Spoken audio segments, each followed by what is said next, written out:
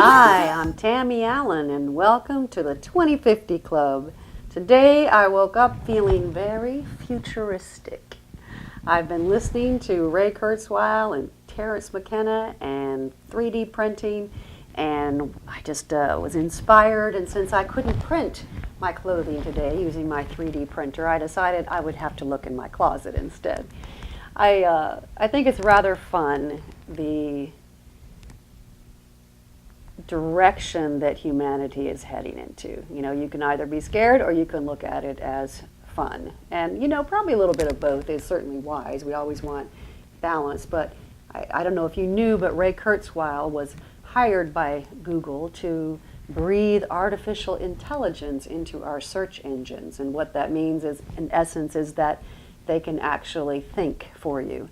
And when you think about how quickly technology is moving and how small it's becoming, there will come a day when nanobots are part of our, not only just our physical makeup, but part of our brain, that we can access the cloud. Could be by verbal language asking, it could be just by thought, you know, and using my imagination fully, which I love to do. You know, it's just been running wild today. And, you know, when you think about it, I was really thinking that it's truly imagination, ideas, and creativity that are the real currency. And that is true even today, you know, and that part of humanity will never be lost. I don't know, there's just no way that artificial intelligence will ever have that aspect. You know, it can only repeat patterns. It cannot innovate in the way that humans can.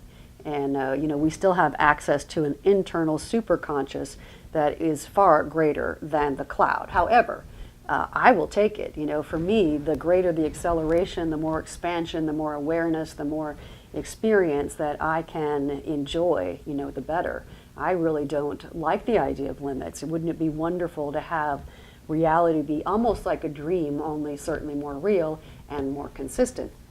So we know that all matter is information, and that you can take and harness the information of, let's say, an apple or an organ, you know, and so they can take and recreate this using 3D printing, or who knows what, you know, biological material they will be using to create everything. But, you know, we can do anything safely. You know, it's all in the way that you project it to be, because we are the ones that are generating these ideas and the direction of them. And so, you know, things like poverty and you know, shortages will be a thing of the past. And I don't think this is very far into the future either. In 2050, this certainly should be a reality. And recycling, you know, recycling, we can just take and, since we're actually creating the matter, we could create something to break it down. So I could have printed this jacket today, and then tomorrow I don't want to wear that jacket. So I would have a device that would take and turn it, you know, break it back down into the matter, you know, the materials that I would need to create a new outfit for the next day. And all I've got to do is just search on my cloud in my brain for, you know, the latest, greatest design ideas, and then turn around and insert that into my 3D printer, or just mentally, you know, speak to it, because I will have these nanobots that can automatically speak to that 3D computer, and boom, I will have a new outfit, which I love that idea. And, you know, the planet, we know that the planet is in trouble, but, you know, problems are created to be solved, and we are problem solvers. That is what humans do. So, you know, once we really understand that there is no lack, and that it's ideas and imagination and creativity that solve these problems, then we can create nanobots, or we can create biological organisms that will transform pollution, that will eat it up and turn it into something that is fertilizer for the planet, that is actually of benefit. You know, so there really is there's no problem that we can't solve when we have that type of mindset.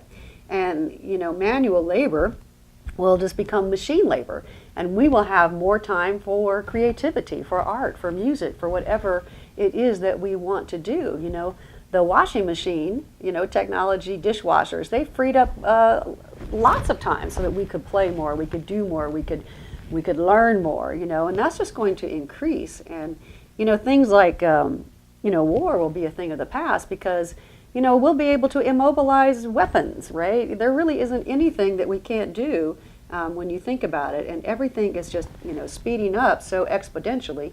If you look at, Moore's Law, Ray Kurzweil has the law of accelerating returns. I mean, this is an amazing time that we are moving into.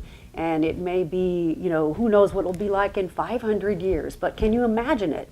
And while that's difficult for us to imagine it, we can try. I mean, think 500 years ago. Could they imagine what we are living and experiencing right now? I don't think so.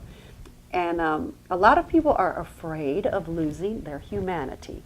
And when I think of humanity, I would think of, lots of things. Certainly love, certainly empathy, certainly, the connectedness that I feel in my heart when I see someone else doing something wonderful that's assisting another, or when I see a child and his wonder at the butterfly. We all love that and we can retain that. But the human condition, when I think of that word, I could lose that. To me, that's things like poverty, shortage, pain, sickness, hunger, war.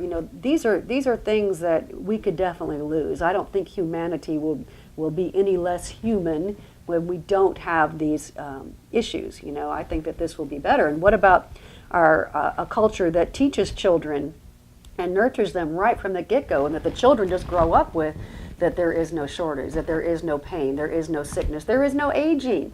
I see, if you really want to use your imagination, then, we know we have multiple dimensions, and that we're just tuned into one channel and it's one collective channel. Well, we'll learn to tune into other channels too, and we might just decide to go back and forth between realities. Let's really expand our mind. Let's really use our imaginations here. And, a lot of people still want to bring a downside to this, and that is certainly your choice. And that is a part of being human as well, that we have choice. That is the big difference. Animals, they're kind of already tapped into their collective, but we have this individuality, and it's a beautiful thing, but, it is a choice. So I would love to hear from you about this. Maybe make some videos, send them to us. We might put them on our channel.